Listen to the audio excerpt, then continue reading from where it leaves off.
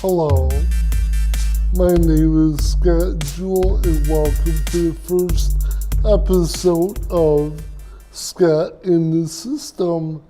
Today we're going to talk with Deb Davis, Community Outreach Manager from Paws for a Cause. Welcome and thank you very much for coming. You're welcome. Thanks for having us, Scott.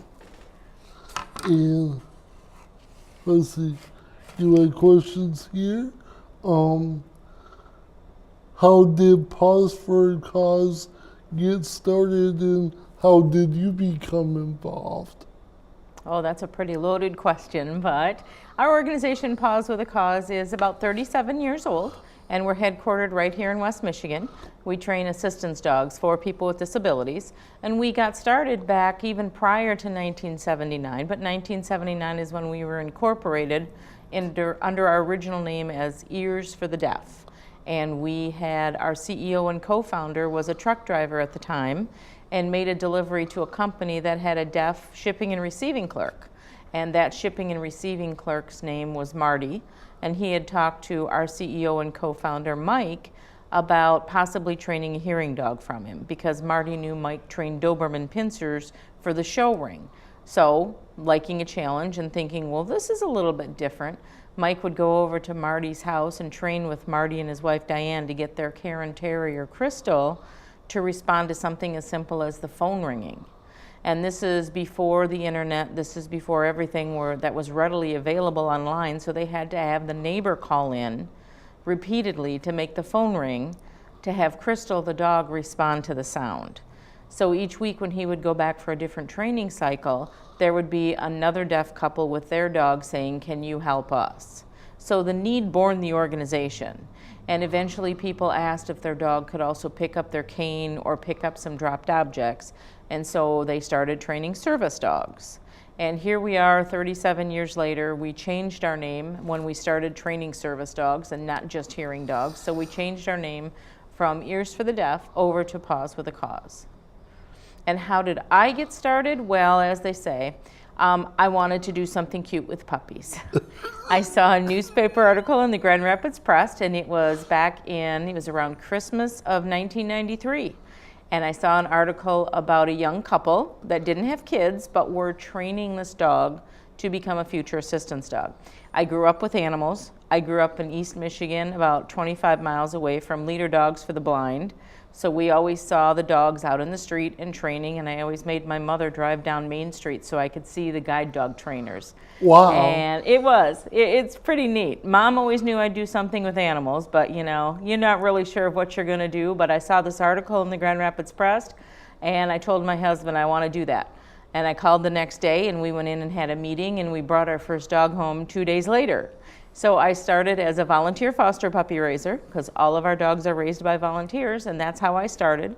And 4 months after I raised my first dog, I was into that, and they posted a job position that I qualified for, and the rest, they say, is history. And here we are 22, 23 years later.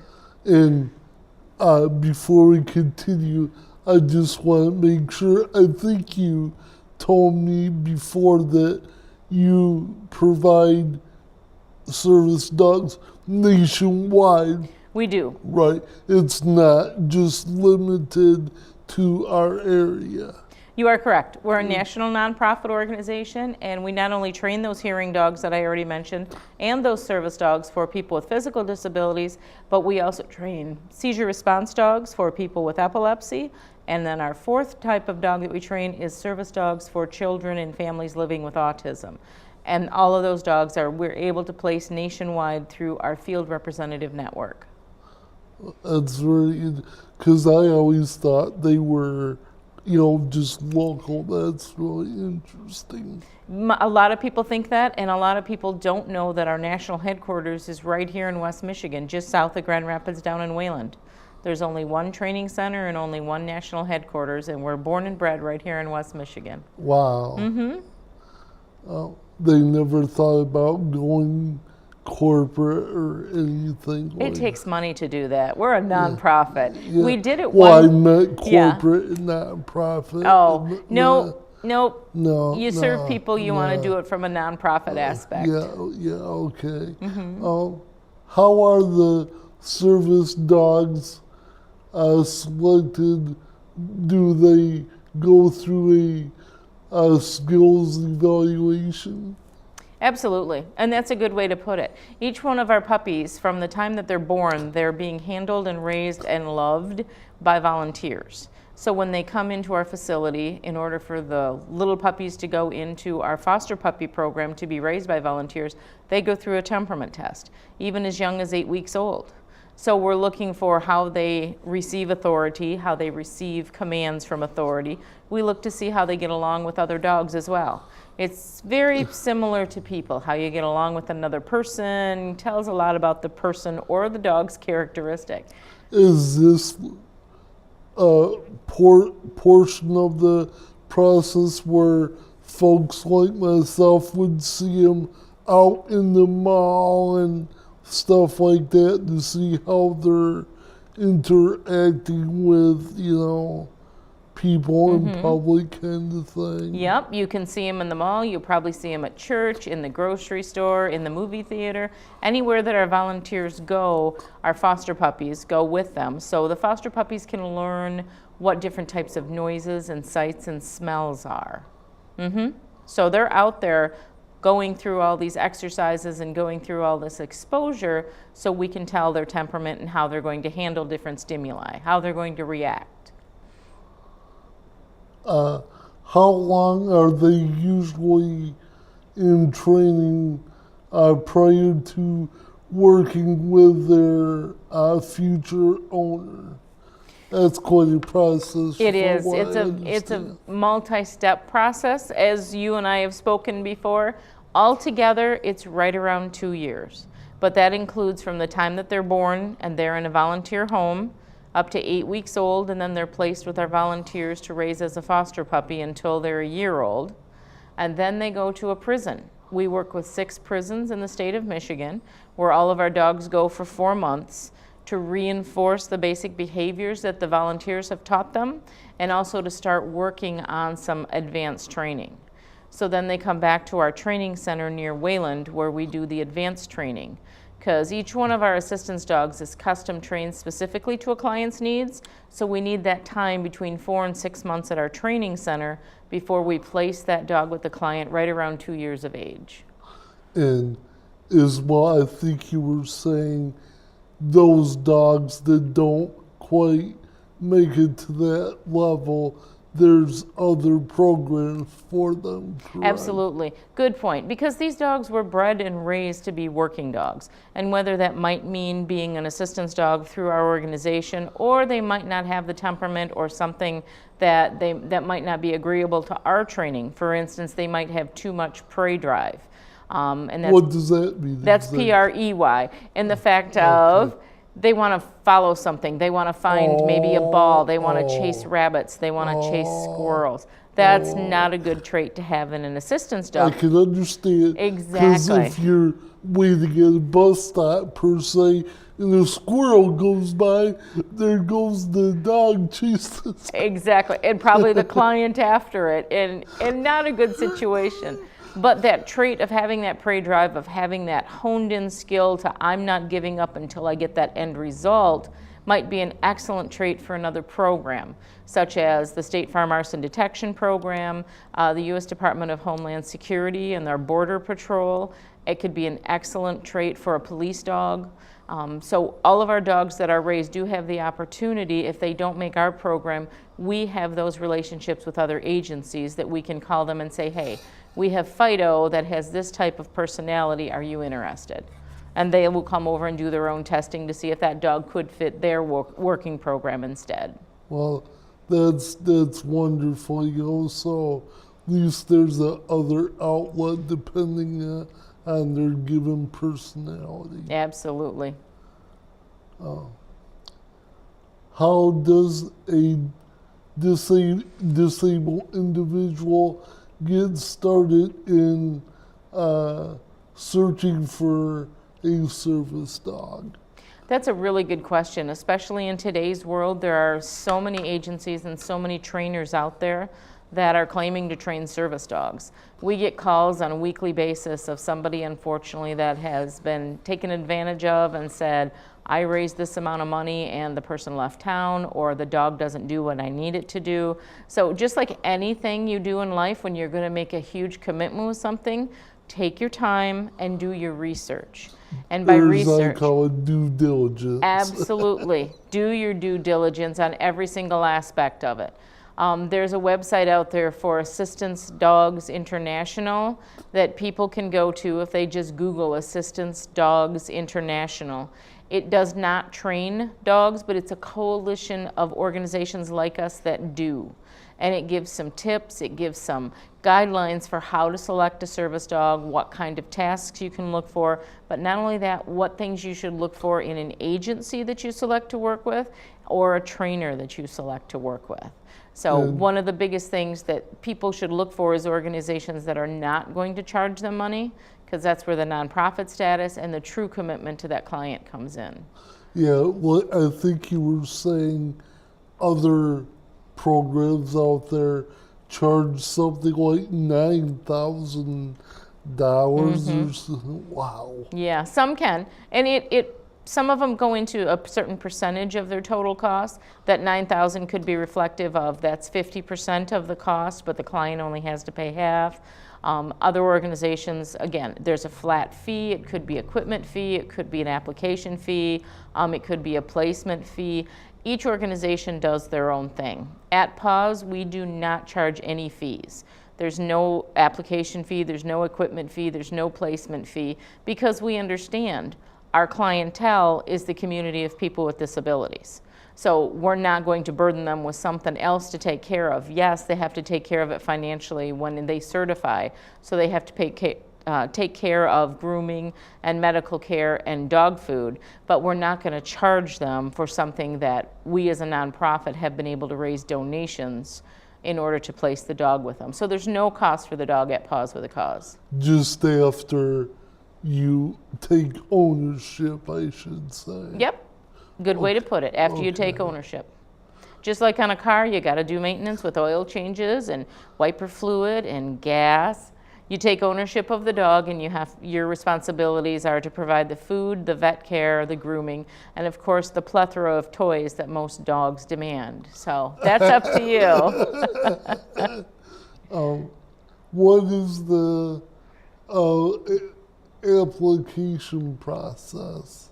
Oh, another good question. It's quite complex, but it's not something that can't be handled by any means. So if you can imagine, we're going to custom train a dog specifically to a client's needs.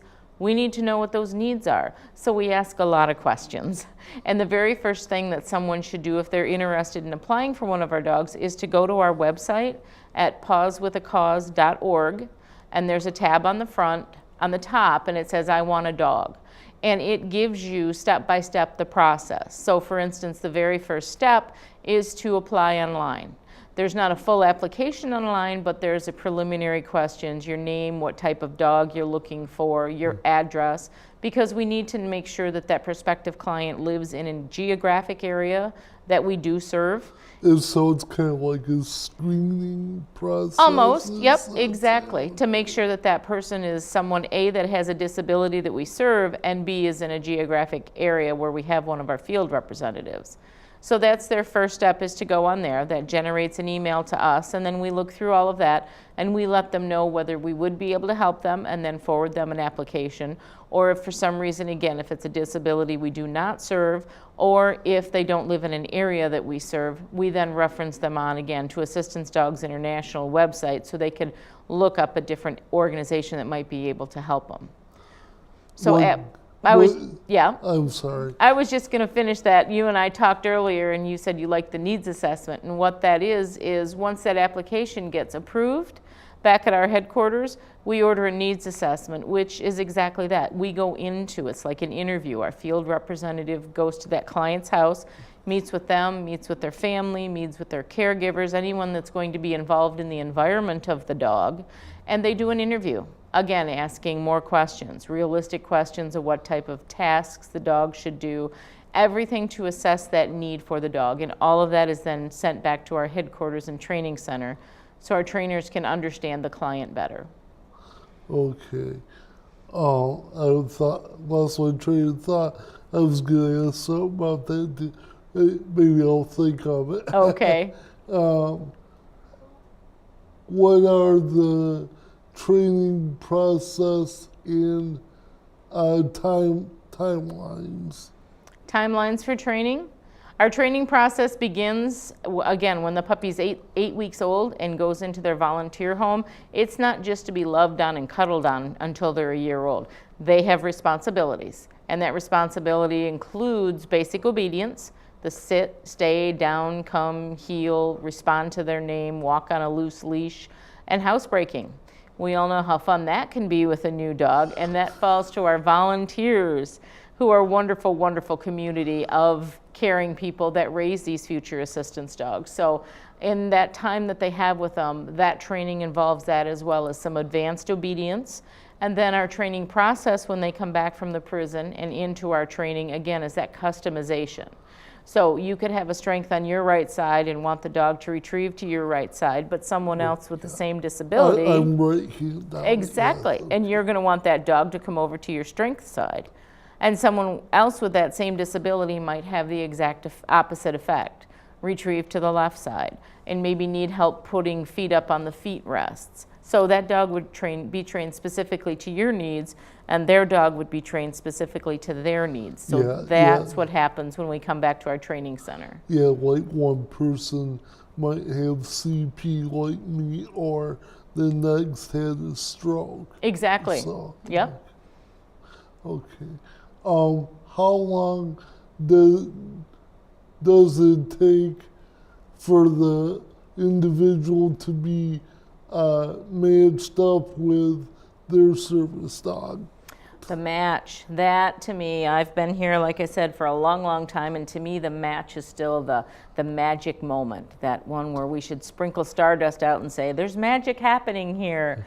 Because our client services team and our training staff get together, and the client services represents and knows the client, and the training department knows the dog. So they sit down and have conversations about matching personalities. So someone who's out and active in the community like you, we're not going to pair you with a dog that really would prefer to be a little sedentary in between tasks. We're going to pair you with a higher energy dog, so that dog's ready to go, has the stamina to go according to your schedule, as opposed to someone who might not go out as much. Who would think about things like that? Exactly. We have to in our business. And a lot of people will say, are dogs really that different? And the answer is absolutely. That's probably why we have so many dogs in shelters, whatnot. I would think because the owners don't think about the personality match. That's probably one of the reasons. You're absolutely right. If you're a person, with an outgoing personality, and you end up adopting a dog that's very shy and timid and would just rather hide behind you, that's not just it'll wear off kind of a thing. Your personality and your dog is just like a personality in a person. It's there and it's part of them. So that's what we sit down and we work the magic between matching the personalities of the dog with the personality and the lifestyle of the person. So do they have like several dogs work with them till they find the right match, or not really? No. Okay. I thought they might go through like a trial process with a couple, 3 dogs to get the proper match. And I can follow that line of reasoning. But if you think about, the trainers work with the dogs so closely and so much before that matches, they pretty much know the dogs very well by the time we get around to the match, which increases our success rate. Okay. They already know their personality traits. Absolutely. That makes sense. Yeah, and that's not something that we just woke up one day and realized. That's from 34 years of experience of during what part of that 4 to 6 months in training at our headquarters do we make the match? How long does it take our training staff to really get to know the dog? So that's been all our life lessons with that experience, is learning that over the course of the 34 years. When is it best to do that? Okay. How long does it usually take them to become a team?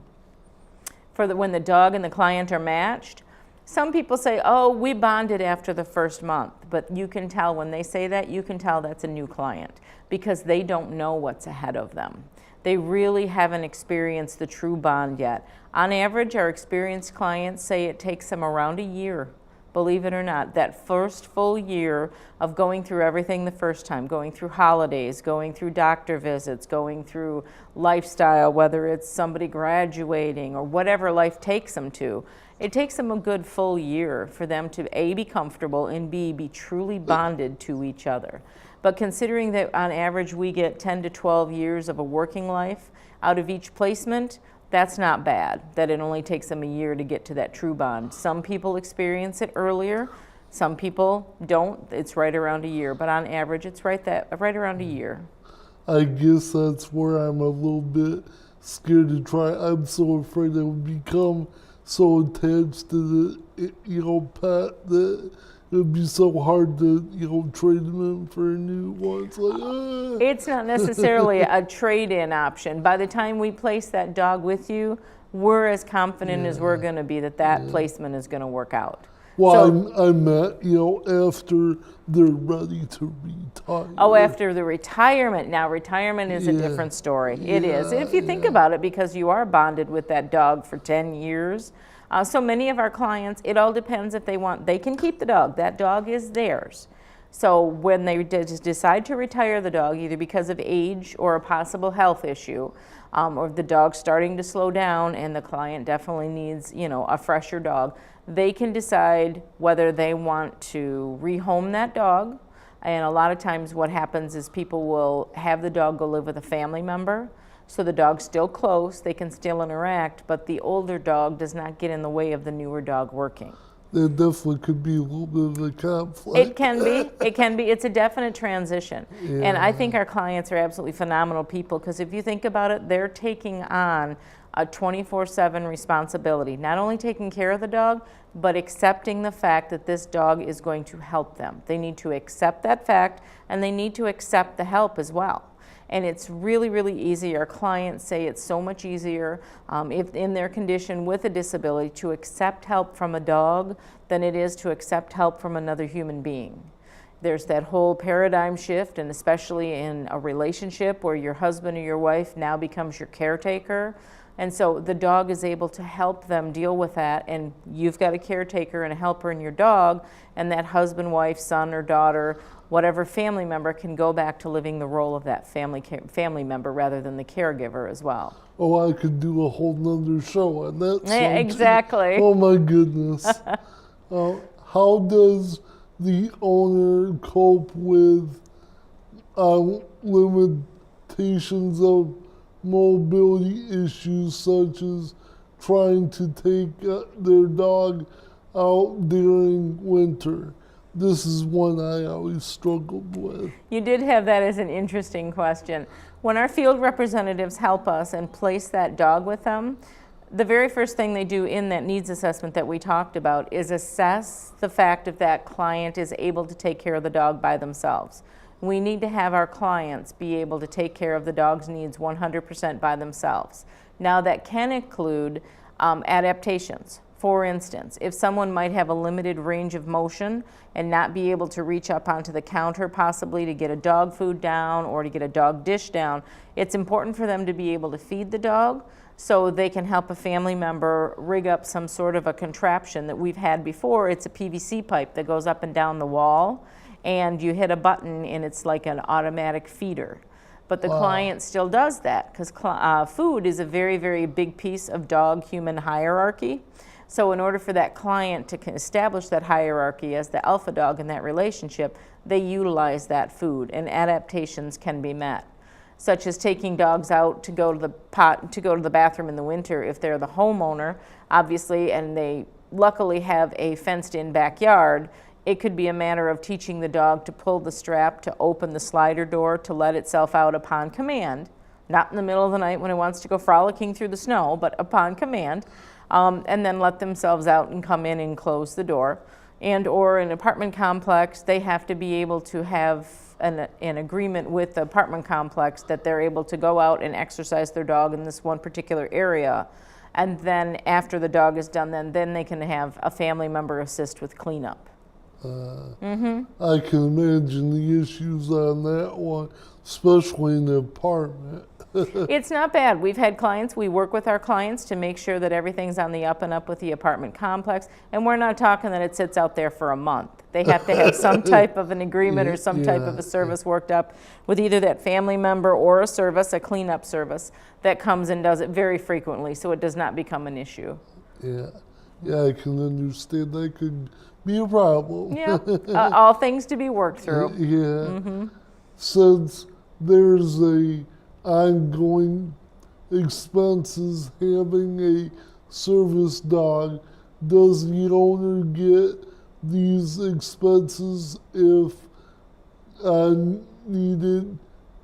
Do you follow up? Would you like to answer that first part? Looks like this is kind of an ongoing question here. With the responsibilities of the dog? I think we already touched on that. We did, and as far as does Paws help with that, we do not. Again, that's part of the responsibility and the skin in the game for the client to have to arrange the services, the grooming, the health care, and things like that. Many vets will give a discount to the client because it is a service dog, which is always very, very welcome.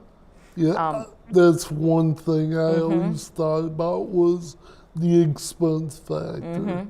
I definitely believe either do it right or not at all. Absolutely. You don't want to be halfway. Right. And you have those same expenses when you have a house pet or children. They have to eat.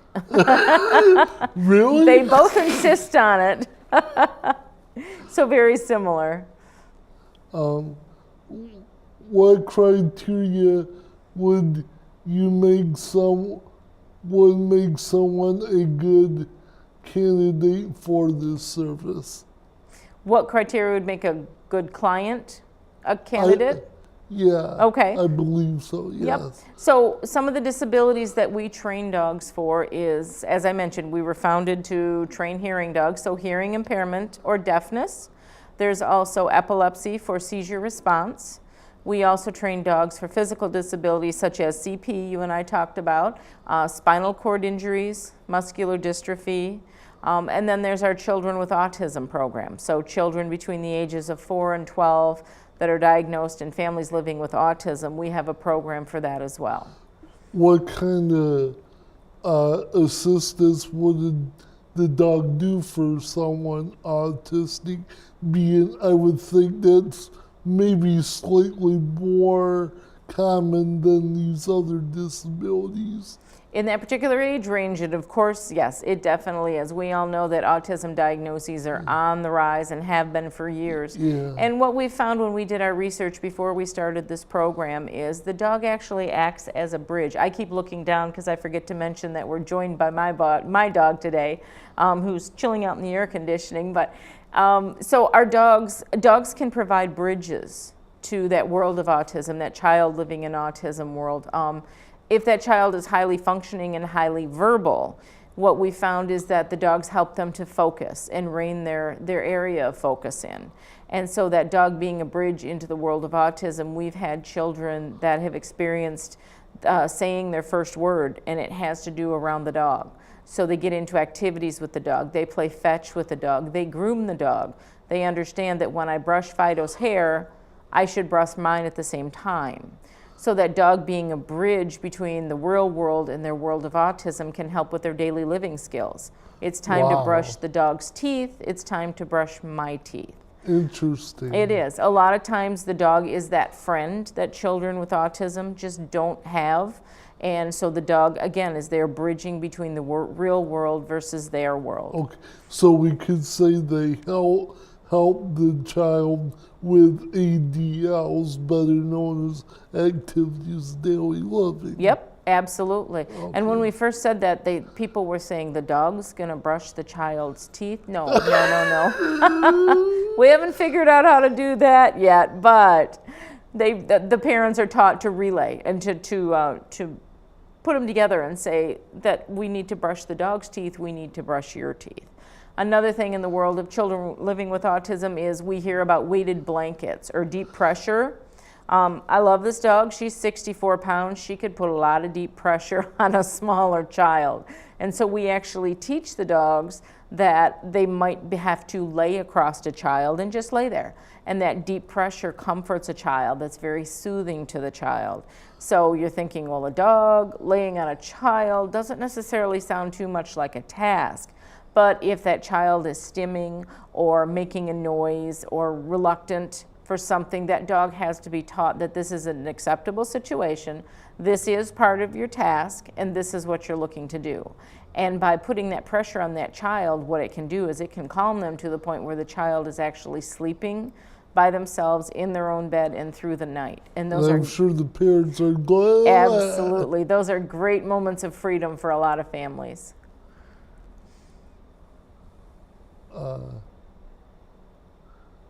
Okay, what is the process usually for retiring service dogs?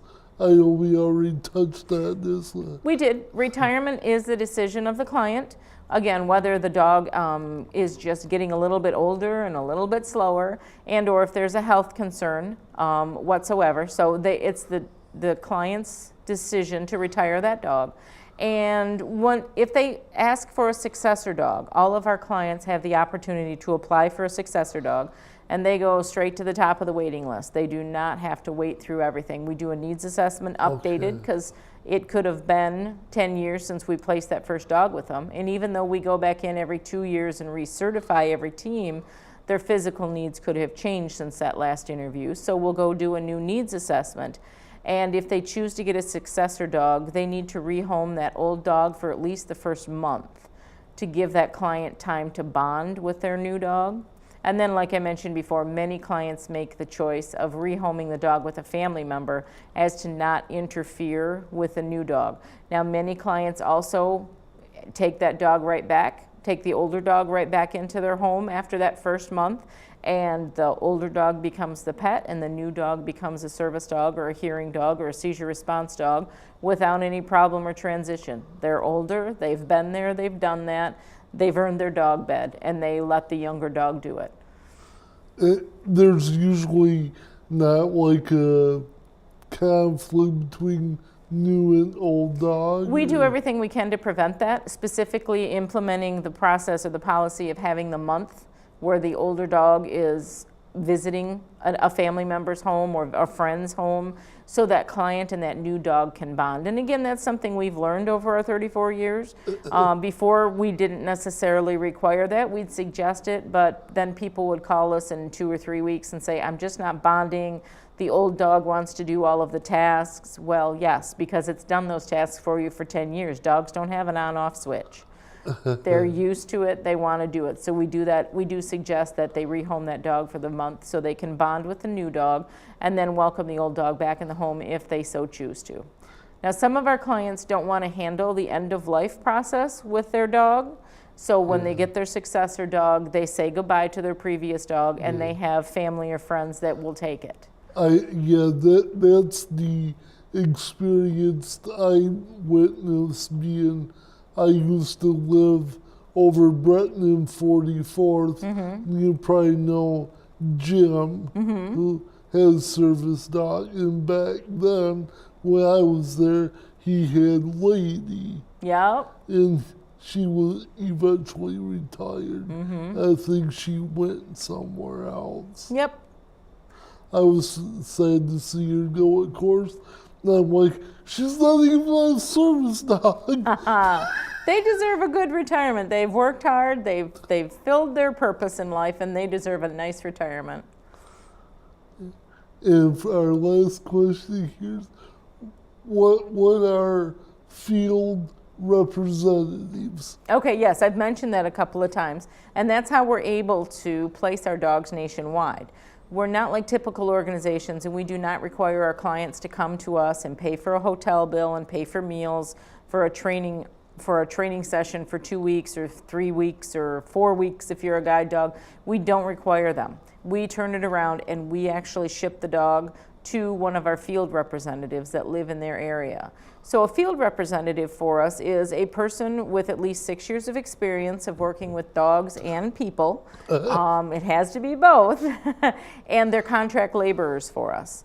That field representative actually, before they sign on to provide services for us, they come up into our training center. Twice a year we have these orientation sessions so they can find out how we train, what we train, paperwork processes, what does our application look like, what does a needs assessment look like, so they learn our processes.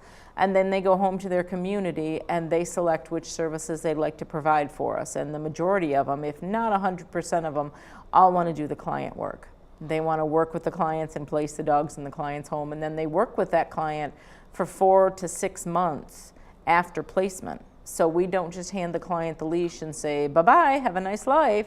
We work with them so they can learn together to be a successful team. And we're able to do that because we have field representatives.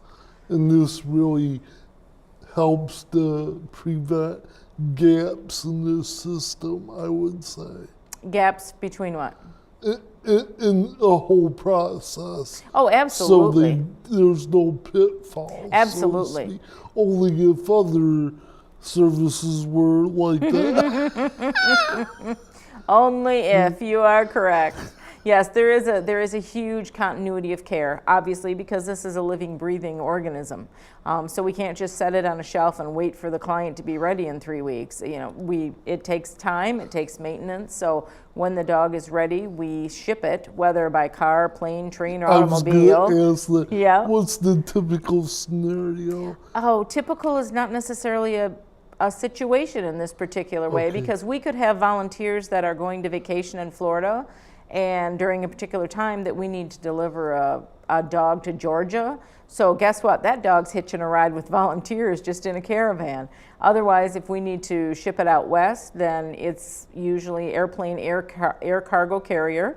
We arrange that with air cargo transport team at Kent County International Airport, and depending on which airline we're shipping on, we follow their procedures and we ship the dog underneath in a crate, and the field representative picks it up at the airport on the other end. Wow. So, yep. That's common practice. It is very common practice. I find that kind of cruel, but not at all. It's a pressurized cabin, and these dogs are well traveled and well contained. They arrive safe and sound. Okay. Well, they probably travel easier than I can.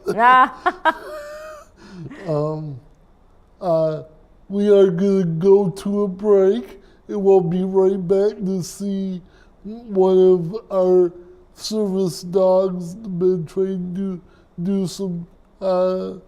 I wouldn't say tasks. Yep. I want to say tricks. No. Tasks. Correct. We'll be right back. Thank you.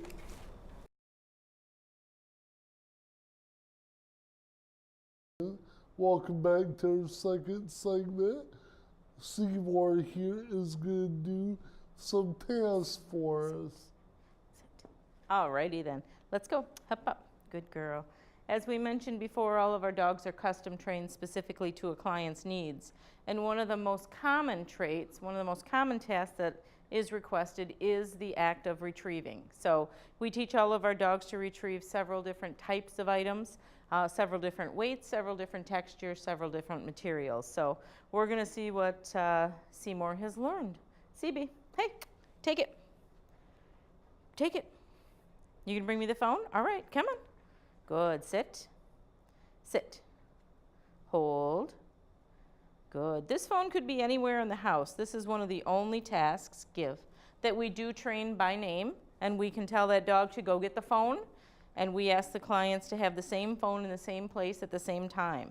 And that dog knows that when they say phone, go get that particular phone, because there could be an issue. Seymour, come. Good girl. Take it. Bring it here. Good. Material is a very tough one for the dog simply because it sticks to their tongue. But again, we don't know what type of situation the dogs are going to be in, so we have to teach them to pick up every type of material. Take it. Seymour, take it. Bring. Good. Come here. Sit. Yes. Good girl. This was a plastic and metal clip. Dogs don't like the feel of metal in their mouth. It's not their favorite, but they'll do it. Good girl. Leave it. I Come can around. understand. Absolutely. If you think about it in their teeth. Now, we will not teach a dog to pick up anything that could possibly harm them. So, for instance, if we drop a knife on the floor, we also teach the converse of leave it. That means don't go anywhere near that particular object because it doesn't matter why. Dogs don't reason. They hear leave it, they back away. The same holds true for medicine. If someone happens to drop something on the floor, the dog's curious, they're told leave it, they back away and they don't touch it. Seymour, take it. That could be a Take real problem. Absolutely. If you think about the world of medicine and everything, Seymour, come, take it. Take it. Let's go, take it. Bring it here. Come on. Take it. This is a hairbrush. Good. And on one end it has pickly bristles. Again, I don't blame her, but she figured it out. So the dogs do have to reason to an extent and figure out which end is going to be the part that isn't going to tickle her tongue. One more. Seymour, come. Take it. Take it. Let's go. Come on. Yes, good girl. That was an ink pen. So it could roll off the table, or I drop things 3 times, 4 times a day. We all drop things, and that's when the dogs can be taught to do exactly that. Because otherwise, if you had the upper body strength, if you were a wheelchair user, you might have the upper body strength to be able to reach over and pick it up, but you might not have that same strength to sit back up.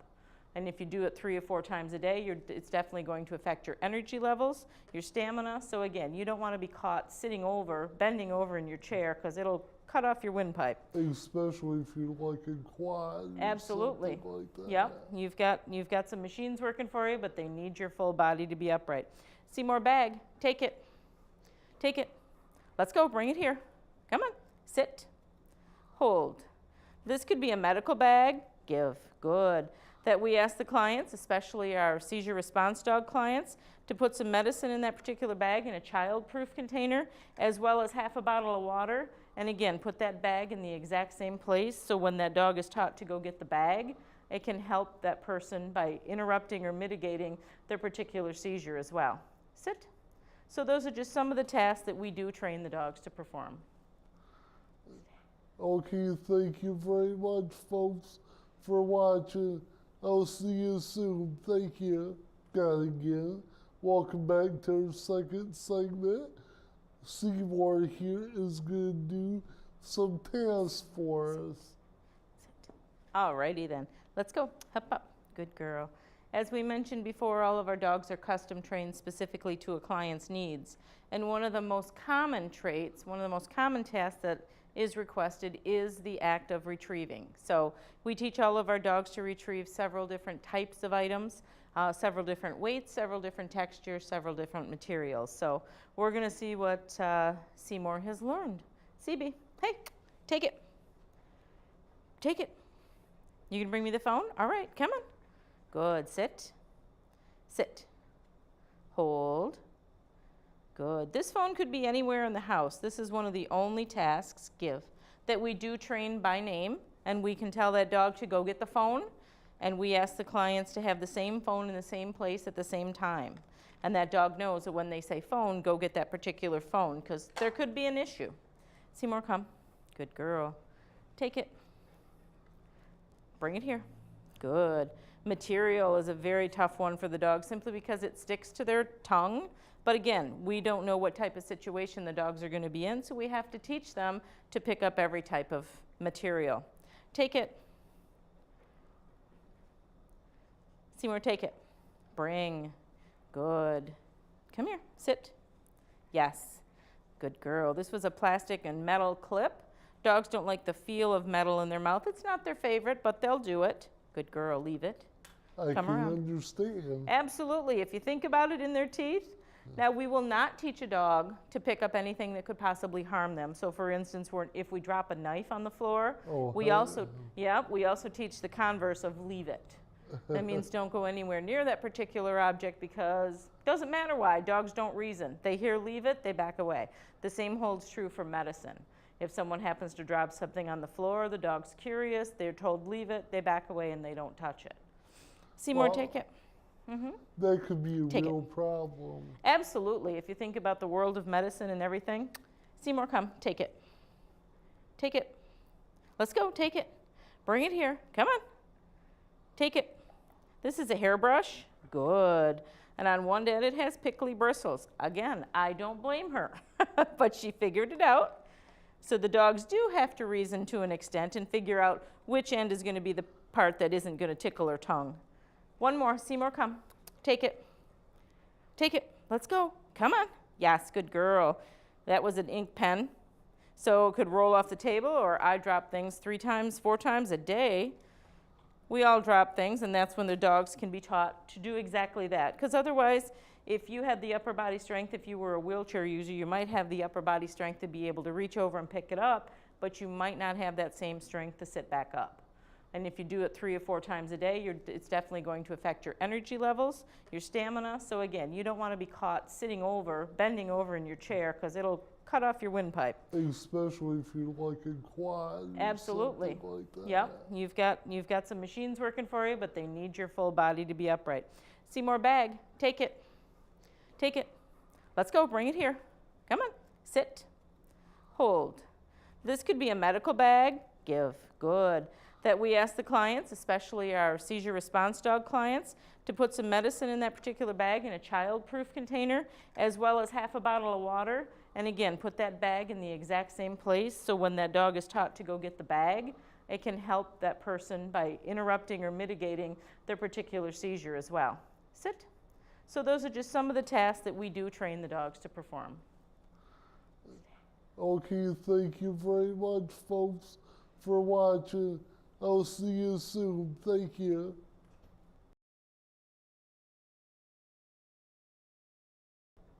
Hello, this is Scott again. Welcome back to our second segment.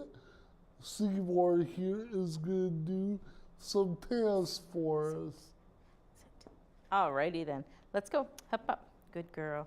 As we mentioned before, all of our dogs are custom trained specifically to a client's needs. And one of the most common traits, one of the most common tasks that is requested is the act of retrieving. So we teach all of our dogs to retrieve several different types of items, several different weights, several different textures, several different materials. So we're going to see what Seymour has learned. CB, hey, take it. Take it. You can bring me the phone? All right, come on. Good. Sit. Sit. Hold. Good. This phone could be anywhere in the house. This is one of the only tasks, give, that we do train by name, and we can tell that dog to go get the phone, and we ask the clients to have the same phone in the same place at the same time. And that dog knows that when they say phone, go get that particular phone, because there could be an issue. Seymour, come. Good girl. Take it.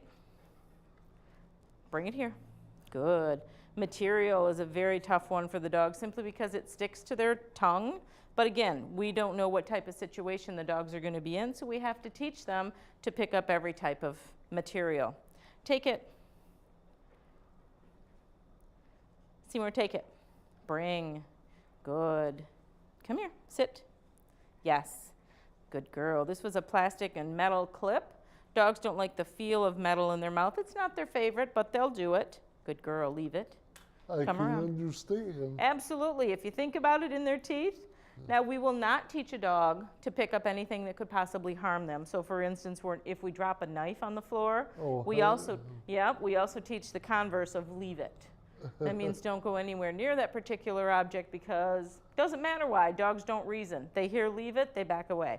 The same holds true for medicine. If someone happens to drop something on the floor, the dog's curious, they're told leave it, they back away and they don't touch it. Seymour, take it. That could be a real problem. Absolutely. If you think about the world of medicine and everything, Seymour, come. Take it. Take it. Let's go. Take it. Bring it here. Come on. Take it. This is a hairbrush. Good. And on one end, it has pickly bristles. Again, I don't blame her, but she figured it out. So the dogs do have to reason to an extent and figure out which end is going to be the part that isn't going to tickle her tongue. One more. Seymour, come. Take it. Take it. Let's go. Come on. Yes, good girl. That was an ink pen. So it could roll off the table, or I drop things 3 times, 4 times a day. We all drop things, and that's when the dogs can be taught to do exactly that. Because otherwise, if you had the upper body strength, if you were a wheelchair user, you might have the upper body strength to be able to reach over and pick it up, but you might not have that same strength to sit back up. And if you do it 3 or 4 times a day, it's definitely going to affect your energy levels, your stamina. So again, you don't want to be caught sitting over, bending over in your chair, because it'll cut off your windpipe. Especially if you're like in quad or Absolutely. something like that. Yep. You've got some machines working for you, but they need your full body to be upright. Seymour, bag. Take it. Take it.